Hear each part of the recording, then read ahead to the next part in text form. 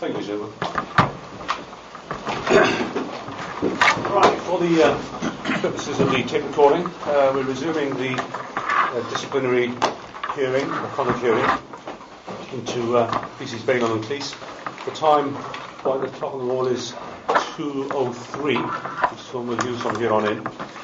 A reminder to people that before we left for lunch, we'd heard, certainly in part, the evidence of the complaint of Mr. Whatley in this, and Mr. Whatley's asked you to resume, please. So I had actually finished at that time, so over now to the defence. Thank you. Before we go into any further questioning, let us remind you, Mr. Whatley, you are, of the reference I made earlier to telling the truth. Whilst you're not on oath, there is an expectation that you will tell the truth, the whole truth, and nothing but the truth. You understand that? Totally, sir. Okay. And how are you feeling after lunch? Is your hearing okay? Are Yes, you thank holding you, up? sir.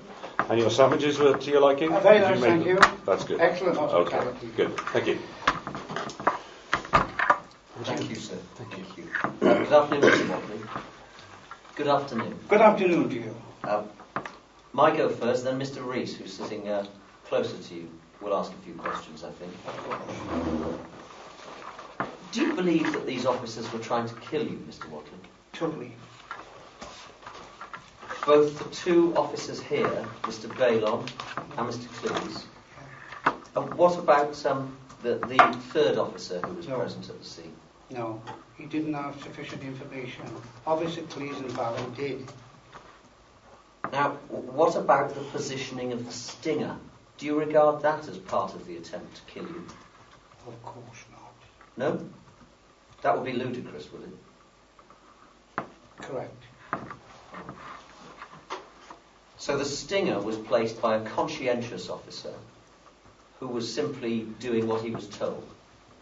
Well, he was given a story, wasn't he? Half a story. Well, to some extent I'm asking you to guess. But if it's not fair, someone will stop me. But you simply blame the two officers present here today, and you think they were trying to kill you. Knowing my health condition, that would have been the result. Whether that was the intended result, that could easily have been the outcome. Well, you've described them as homicidal, haven't you? Yes, I have. Yeah. Oh, why should either of them want to kill you? I'm not inside their mind. No, but can you think of a reason? Well, because they knew about my stroke, they showed total disregard for my stroke, total disregard for accessing my medication.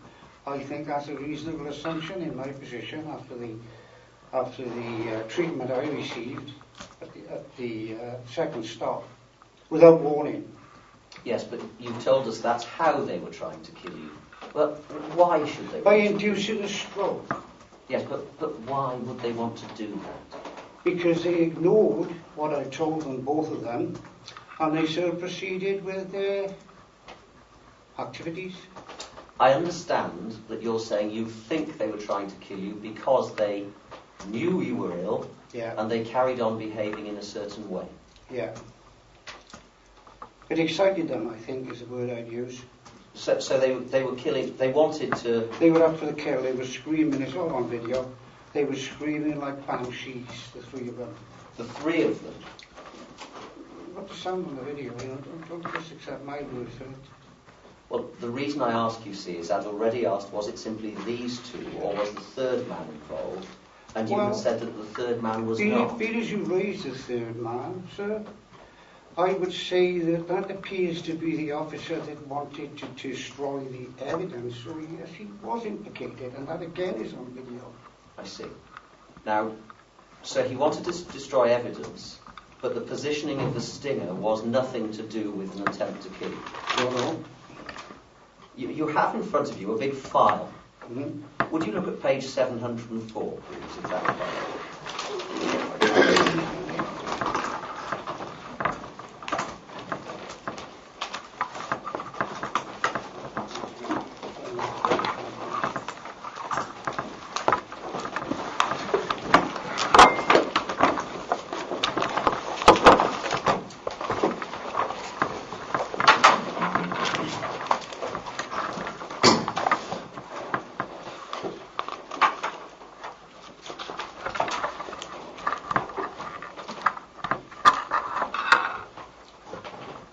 Right, sir. You've got your glasses on? Good. You can see at page 703 and 704 a letter. Is that a letter written by you to the Chief Constable's office at Gwent Police Headquarters? Yes, that was a letter written shortly after the event. Very fresh in my mind. Yes. But would you look at the PS on page 704? Yes, Got that? I have indeed. Thank you. About halfway down that paragraph, you say, in hindsight, I believe the premeditated and strategic positioning of the stinger. Wait a minute, excuse me, please. Let's just get where you are. read. Halfway through which paragraph, please? The PS. Right? Oh, the PS, right? Yeah, I can see that now. Sorry, that. Halfway through that one? Yeah, it begins in hindsight. Mm-hmm.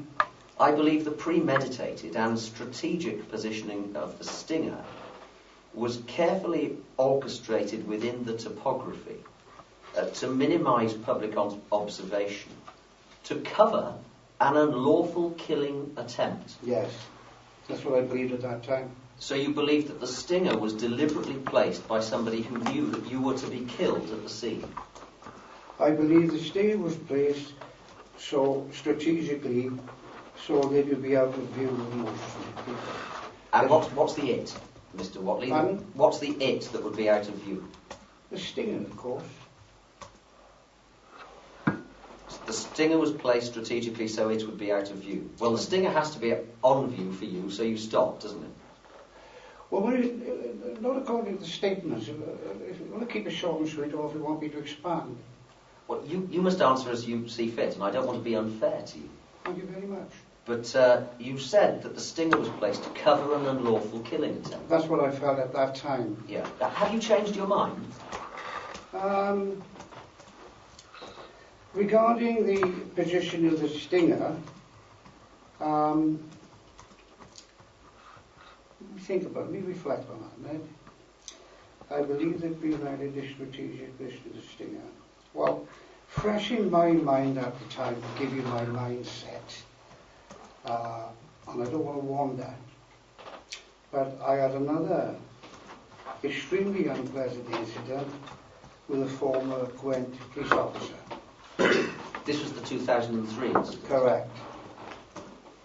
And I believed at that time, sir, panel, that it may very well have been an orchestrated revenge attempt. Well, that was my next question. Did you believe at the time that Gwent Police wanted you dead? Not Gwent Police. Let's make that quite clear. I've got tremendous respect for the bulk of officers in Gwent Police, but I have no respect for the rogues. And the rogues are the ones who deal with you, it seems. Not the ones who deal with me. That's a bit of clarification there, please. The rogues are the officers that attacked my vehicle and subjected me to the last attack on the second stop, on the last incident. Now, if they were carrying a grudge from the former incident, on a revenge basis for a former colleague who might have felt slighted, of course that was fresh in my mind. I was extremely concerned after this incident of the severity and the gross disproportion of the attack on my property and myself. That my mind was fresh, and that was what was in my mind at that time. I didn't want any evidence destroyed, and that's why I put that letter to the Chief Constable. Yeah, sure. Do you think the three men were trying to kill you? I'm saying that would have been, whether it was an intended result or not, it could easily have been the result. Well, that letter and that paragraph makes it quite clear that as of the 14th of September 2009, you were saying they were trying to kill you because they put the stinger in such a way as to hide your death. Don't leave it on the stinger. Don't leave it on the stinger, please. The way they treated me, knowing my condition, would suggest that to a reasonable, impartial person. Let's just look at what you wrote. I believe the positioning of the stinger... You keep repeating that. If it gives you a thrill, fair enough. I've answered that. Mr. Whatley, don't interrupt. Let Mr. Carver finish. He wishes to raise a valid point, I'm sure. I believe the positioning of the stinger was carefully orchestrated to cover an unlawful killing attempt. Yes, I believe that at that period in time. So then, you took the view that the man who laid out the stinger was doing so in such a way that would hide your death. It could have done. There was a possibility which whilst the turmoil I was in after the attack. And that these three... I didn't know. It appeared to me irrational. And that these three must have been motivated by protecting their friend who dealt with you 6 years earlier. Not must have been, may have been. May. It was a possibility I couldn't discount at that period in time. The only other possibility is that they decided to kill you for not wearing a seatbelt, isn't it? That's a ludicrous comment. Well, it is, isn't it? Well, you're making it, of course, it's ludicrous. Yeah. I can't really dignify that, but I will do my best. No.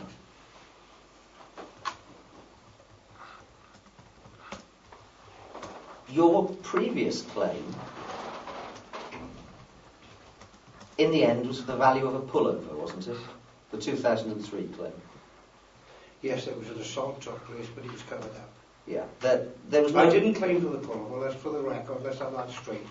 It was mentioned. There was not a claim, a formal claim made. Do you want to turn the page 705? There's a record of what you were claiming.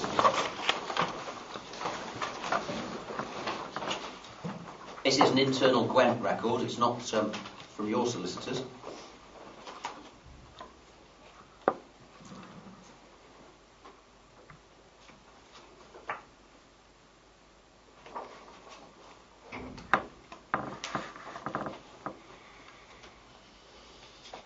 Yes. Only claiming for a pullover. I'm sorry? Only claiming for a pullover. And yet you'd gone to the press... Wait a minute. If you please, with respect. Only claiming for a pullover. The pullover was an expensive pullover. There was DNA evidence on the pullover where it was torn inside my property, my cottage, Memphis Farm. And the officer denied he even entered my cottage. And a witness seen him in my cottage. So, that's the situation I was in there. Why didn't you pursue your civil claim in 2003? Too expensive. Too expensive. Threw good money after bad. Yes. Being advised the evidence was against you? No. We may come back. Didn't take advice. Thought it may have been a one-off and get on with life. In 2003, you suggested there would be a full medical report prepared, but didn't produce one in the end, did you? No. Can you turn back to page 703?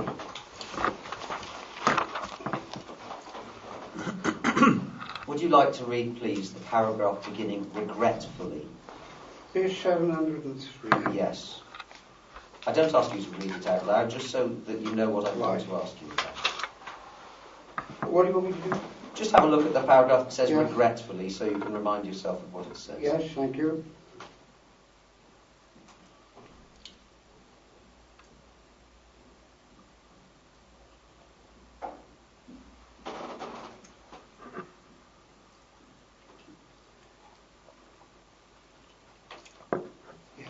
Has your medico-legal report yet been completed? Yes. And yet it's not been disclosed for these proceedings? Not for these proceedings. No. Civil procedures to follow. I see. And you tell us you also have valuable expert evidence by a lip reader? No. Not just lip reading.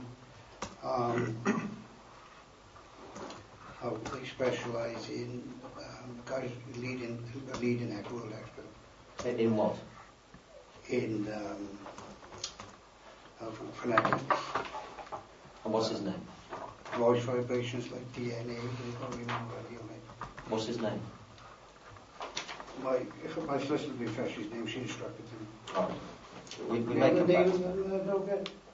I don't want you to be. If you That's- don't remember it, that's fine. And the panel may. I will make reference to this in a moment. Carry on for 2 minutes to what you were. Can I just say I'm not going to ask any more about that, and if Mr. Whatley says he doesn't remember, I'm not going to invite you to draw an adverse inference on that point. Okay, just for my benefit, Mr. Whatley, you made reference there to other experts, medical experts, a lip reading or similar expert. Yes, sir. Have you been asked if those people will be present today and No, enlighten the because panel as to their understand- findings? I understand the witness here today, sir. There are civil proceedings pending and there's a collation of final evidence for that event, sir. Okay, so would you be There will willing, be discovery in the process of when that takes place. if needed, if required, would you be willing for those experts to attend the tribunal and present their findings to us? I can't see why not, actually, but I'll have to be guided. I know Nova's not here as a solicitor today, but my personal opinion on that subject. I think Mr. Whatley would be entitled to have legal advice on that outside of this room if you're raising issues to do with a separate set of proceedings. Okay, I'm just exploring whether that is an option for this No panel. problem with me, sir. Okay. No problem with me. All right, thank you for that, Mr. Whatley. That's very kind. Well, I'm not. Thank you, sir. I'm not going to explore that in cross-examination. If Mr. Whatley wants to follow it up, he can, of course. What do you think of this as a suggestion, Mr. Whatley? That you regard baiting the police as fun? Well, that mirrors really a ludicrous comment. I wouldn't stick to nonsense. Let's have a rational exchange, please. Well, do you regard baiting the police as fun? Absolutely not. I don't know what things to do, quite frankly. You were not wearing a seatbelt when you were seen by Mr. Bailey, were you? No, sir. No. And he gestured to you to fasten it, didn't he? No, sir. That's a figment of his imagination. Didn't do any such thing. If he did, I didn't see it. Well, you said this to us earlier. He was saying something to me, I'm not sure what. Correct. Well, what was he doing while he was speaking to you? Driving his car. The car was stationary when he stopped. He had his hands on the wheel. I didn't see any justification. Now, Bearing in my mind, I was only seeing clearly out of one eye. Medical evidence to that effect, the way. your good eye was the one closest to him, wasn't it? It could have been. I still didn't see him gesticulating his seatbelt, as he said in the statement. Definitely not. Now- Not saying he didn't do it, I said I didn't see it. Right, okay. So it's not a figment of my imagination, as you suggested now. You simply didn't see it. I didn't say that that was a figment of your imagination at all. Well, if I'm... I hope there's a tape here so we can go back on this. There is, but if I've misremembered, people will not Well, I against think me. you not just Mr. directed this from Whatley. yourself in that aspect. It's going to be much easier if we don't talk across each other. I'll try not to talk across you. Thank you very much. I hope you succeed. Is that a challenge, Mr. Whatley? Mr. Whatley, please cool it down a bit. We don't want to get into a slangy match. I'll remind everybody here, we're actually here to try and determine exactly what happened on the 9th of September and to get to the truth, and nothing less than that. Okay? Absolutely. So let's be rational. You were not, when seen by Mr. Bailon, in the course of a reversing manoeuvre, were you? No, not when seen by Mr. Bailey, no. Indeed, your car being on Woodland Road was no part of your way home either, was it? I don't know, with the greatest respect, I don't know what my way home has got anything to do with me on Woodland Road. I was completing a manoeuvre to make my way home immediately after. And it's too dangerous to cut across the dangerous corner direct. Well, It wasn't part of it was part of immediately after that. once you come out of Mr. Rowland's home, you carried on, gone across the roundabout, past police Nothing around headquarters. about, let me just stop you there. Well, please. you are stopping me there, and I was going to try and help, but you carry on. For the benefit of the tape, earlier I was asked to explain my manoeuvre. I said I came out, I turned right, members of the panel, about 15 to 20 yards, I turned right again, then I turned right in the disused entrance. That's a matter of record on tape. I think you're confused again, that's all. Maybe so. The road you turned onto from Mr. Rowland's home was what? Turnpike Road or the beginnings of the highway? I came out on the Turnpike Road again. We revisited walk round, but I'll do it as long as the driver don't want to hear it. For 15 or 20 yards. Then I turned right for about 10 or 15 yards. Why not turn left out of Mr. Rowland's house? Because you get killed cutting across the road. It's on a bend, it's a very hazardous bend. Do you drive back past it when on the tape? Can we see it? You must surely. I don't know, I'm looking for that. Well, no, you've seen the tape. You tell us where Mr. Rowland's house is. If you come from Woodland Road, Yeah. turn left, as you did. Well, I came up to Turnpike Road, didn't I? I came up to Mr. Lowell's house, it's on Turnpike Road. Yeah. I crossed into Woodland Road as part of Manoeuvre, which was a short distance away. Yes, the point is that you have to cross Turnpike Road, the highway. Why didn't you just carry on that road? What were you doing in Woodland Road at all? Because that's what Mr. Rowland's done. That's what Mr. Rowland suggests. He's been a friend of mine for many years. Well, it may not take. Sorry? It may not take us much further. So let me move on. The magistrates convicted you of failing to wear a seatbelt, didn't they? Yes, and they threw out after the full trial the dangerous allegation made by you, client. Now, you haven't tried to appeal your conviction in the magistrates for not wearing a seatbelt, have you? It's not cost effective. You haven't tried to do it, have you? No. I give you the reason as well. Now, was it plain to you that the police car was following you? No. Well, again, that's on tape, my version of that event. I have to ask these questions. Oh, I'll have to it's my answer job to do it, to explore your account. It's not simple repetition, Carry on. Mr. please. Whatley. Why did you suggest in your witness statement that you knew the police officer was trying to catch you speeding? Because I could see him in my 3 mirrors, my interior mirror and my wing mirrors, and he was covertly tucked behind 3 vehicles. He wasn't protruding, he was right in behind them. And that suggested to me, because this happened over 2 miles, sir, that he was trying to catch me speeding. Now, there was in fact... Rightly or wrongly, that was my... Thank you, Mr. Whatley. There was in fact one vehicle that turned right into what I think is called Plantation Drive. I think there were 2 vehicles mentioned, one went one way, one went the other. We've seen it and we can see it again if you need to. Yeah, well, if you need to, can't you? You were brought to a halt by the vehicle turning right, weren't you? Brought to a halt. Yes. Police car was behind you. You were brought to a halt by the vehicle turning right. I don't think so. I'd like to see the video again. I've slowed down. I can't remember any halts. All I have right, no recollection of any halts. let me ask you another question about it and then we'll look at the piece of tape. Yeah. I'm going to suggest that once that car pulled off to the right, you very quickly indeed drove up to the speed limit. But drove up the speed limit. Yeah. I don't know, you can go very quickly up to 30 miles an hour, but With a police car behind you.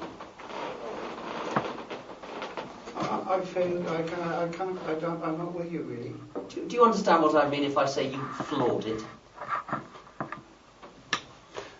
I think what Mr. Crowther is trying to say to you, Mr. Whatley, is that you quickly accelerated from a very low speed up to 30 miles an hour very quickly. Is that true? I don't think so. So we'll have to Okay, see. thank you for that. You've answered the question. I think this passage, and it's a short passage, it's at 1834 or thereabouts on the tape. I'm looking at Mr. Waters. No, Yes, he's not. I'm ducking. It's the first extract.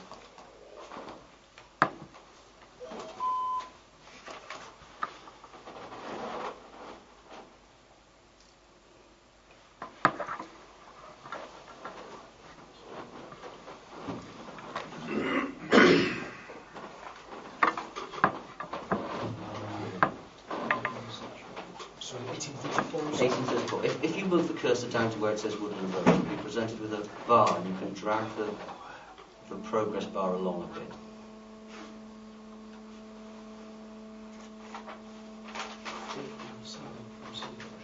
from here is fine.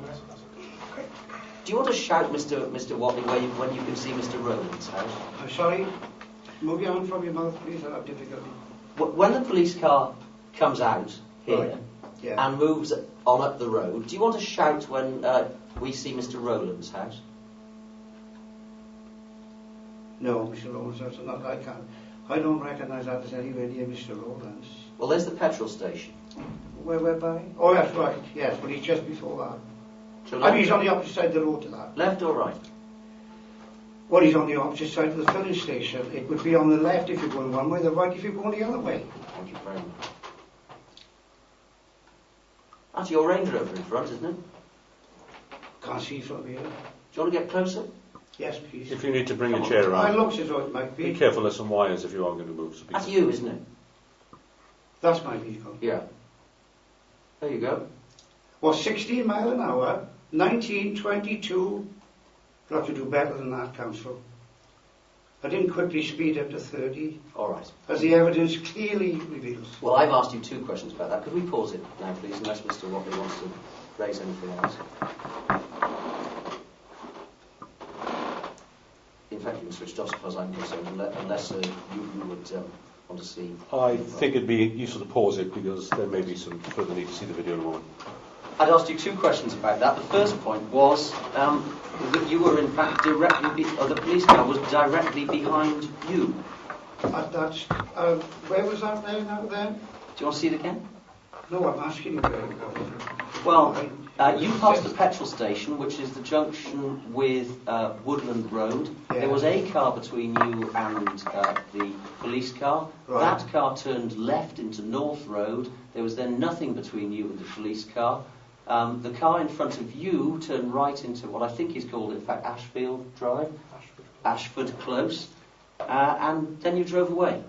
So I the think first question is... Pettinger Road, I believe, one turned into. was it okay? Hun? Well, you know, we can have Bear with it. You know the place. let's You know have the it place correct. better than I do. You were brought up there. Mr. Balon works nearby. We could lose focus of the fact that what I'm asking you about is cars between you and the police car. Yeah. Now, for a very long distance there was you and the police car, wasn't there? Nothing else. Well, it depends what you mean a very long distance. Can you quantify that, please? Sure. After the car had turned left into North Road, there was nothing between you and the police car until you finally stopped on Chapel Lane. No, I believe there was a vehicle after that. Do you want to look again? Yes, for clarity, I think it's better. Might we?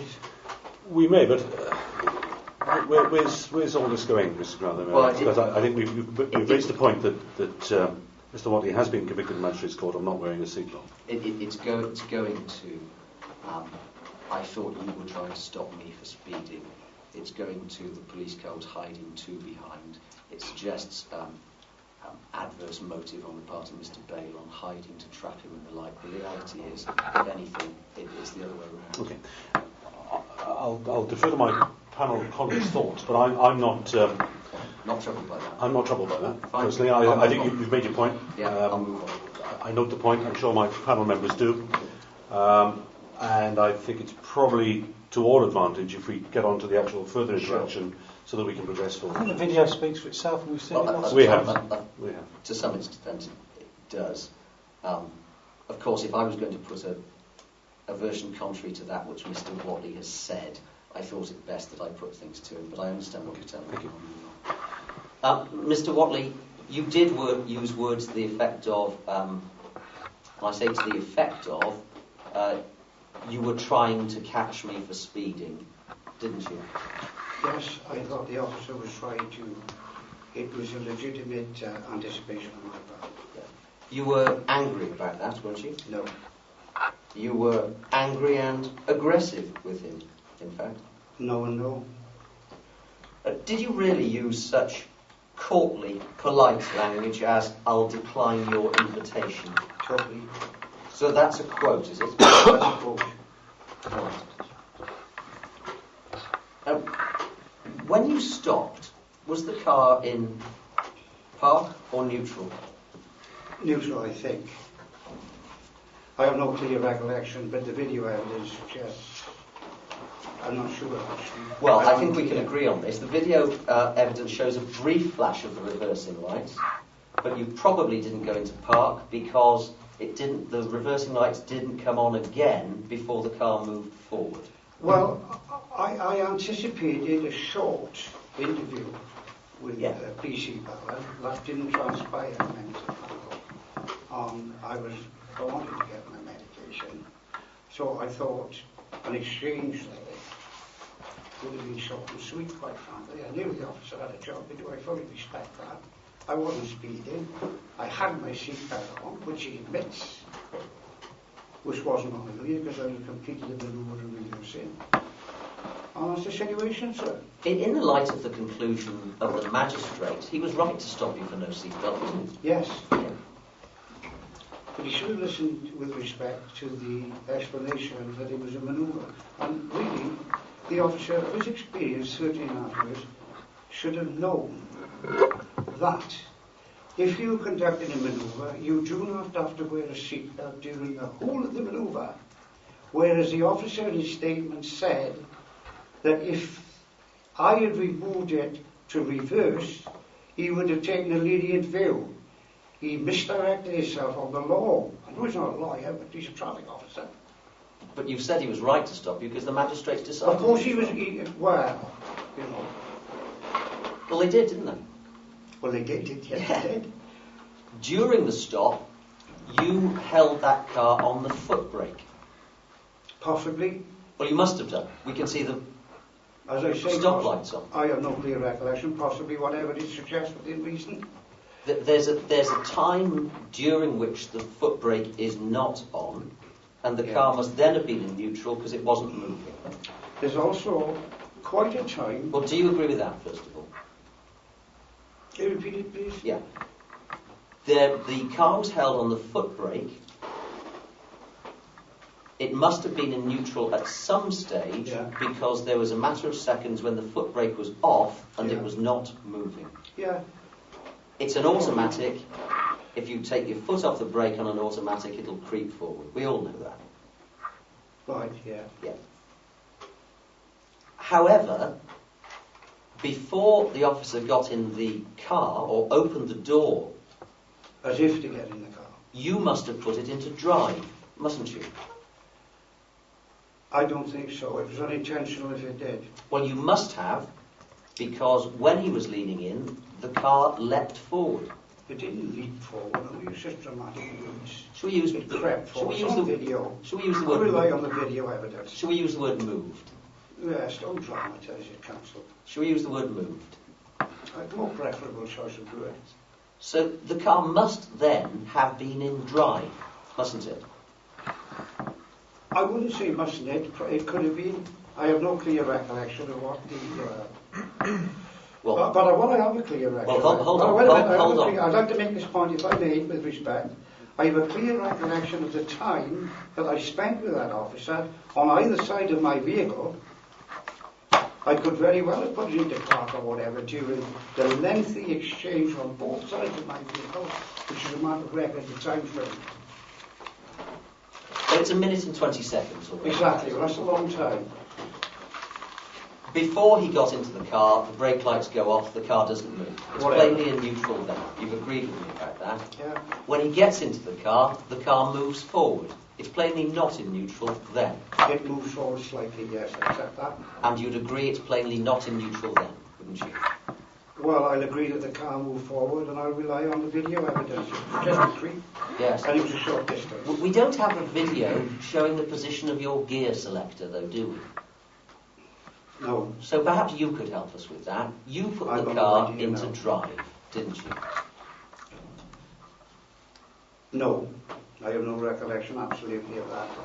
Then how do you account for the movement of the vehicle? I could be putting it up from neutral, or because park is at the top end of the stick, the north end of the stick. We've all driven them. Park's beyond reverse. Yes. Well, I mean, I'll answer all your questions. I don't know what the relevance is, but I mean, you carry on and I'll answer them. So I think it is a relevant question. What Mr. Crowther is trying to establish is, did you or did you not knowingly put that into gear? No, sir, not knowingly, absolutely not, sir. But you've seen the video and you acknowledge that the vehicle clearly It did move, moves yes, forward. yes, that's never been denied. Thank you. Unintentional, sir, not knowingly. Thank you. Can you explain how you could inadvertently have put that car into gear? How I could have inadvertently. Did that happen after the officer opened my door and was leaning in, or before? Because I was distressed at that attempt, and if it happened after that, Yes. I could have been distressed So in and concerned. So in distress and concern, you inadvertently or deliberately put the car into gear? Well, I repeat for the final time, we'll revisit until the cows come home. I said inadvertently and non-intentionally. And you're making a big issue of a small creep. But you carry on. Thank you. I'm going to suggest you refuse to give him your name. Well, I understand that you suggested that in the statement, but your suggestion is rubbish, with respect. And you told him that he could get your details from the registration of the vehicle. No, my details, possibly yes, but not my name. I'd already given it my name. The London Property Company is not registered to your home address, is it? It's not in the name of London Property. That vehicle's in my name. I'm the registered keeper. It's yours, is it? I didn't say, I don't twist, counsel. I'm trying to be clever with respect.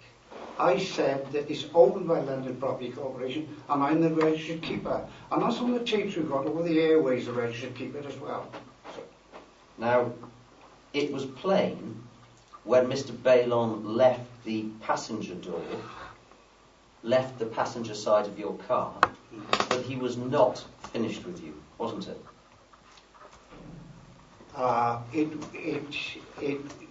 Yes, that's correct. Yeah. Well, he left the door open. Yeah, okay, but let's just dwell on that a sec, because in the events unfolding. Officer Bowman, when that door was open, gentlemen, expressed his desire to arrest me and bang me up. And he asked me for the keys of the vehicle. Now, immediately I asked for the keys of the vehicle. That showed intent on his part, I would suggest, that he's going to try and get him by hook or by crook. So he cleared it on the back of the vehicle then, and I didn't want him having the keys of my vehicle. I didn't intend to give him the keys of my vehicle. So that was, I'll give the officer my name. I'm not going to his car where he wanted to continue with his interview. And my medication and health was paramount in my mind, gentlemen. At that stage, what more could I usefully do? My seatbelt was on, he'd seen it, I had committed no offence, and he was nitpicking. Well, you had committed an offence, but let's put that aside. It's not what you What said offence this have I morning. committed? Not wearing a seatbelt. You You've had the answers to that in depth. Yeah, I know, which is why I said let's not bother with it. But you told us this morning. The one worth appealing.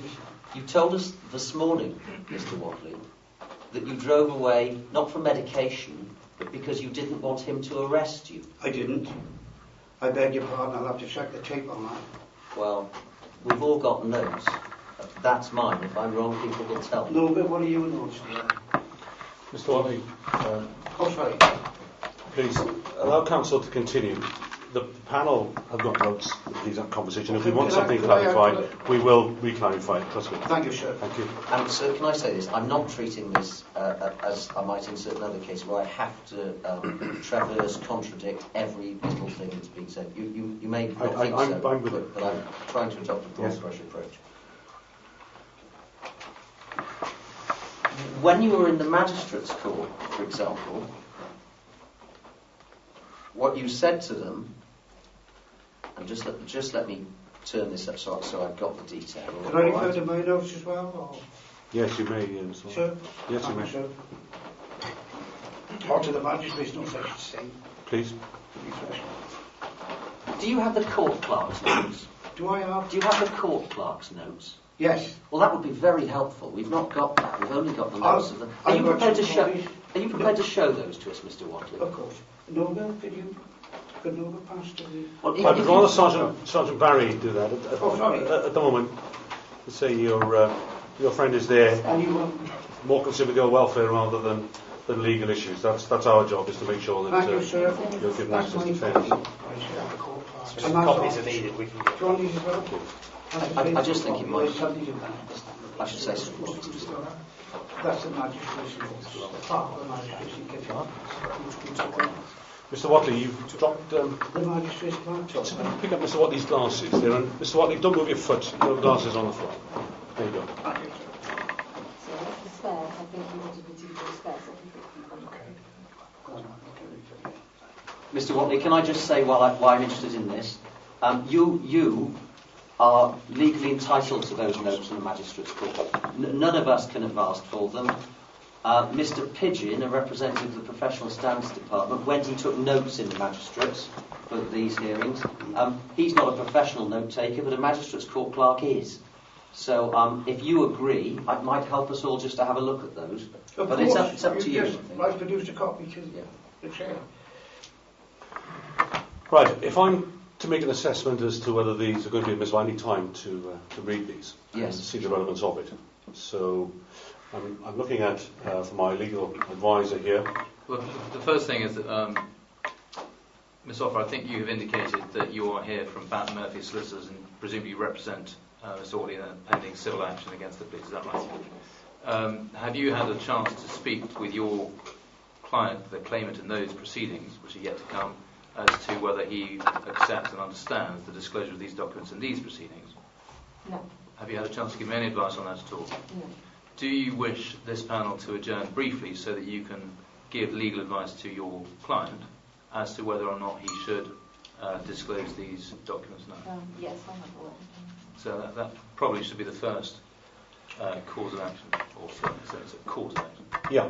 Okay. We are going to adjourn. Time is now 2:44. We'll take 10 minutes. Will that be? And if it helps, I'm certainly more than halfway through. Okay. Thank you. Yes, we'll take it. We'll reconvene at 3 p.m. Can we just return to you the documents that you had in case they're not in fact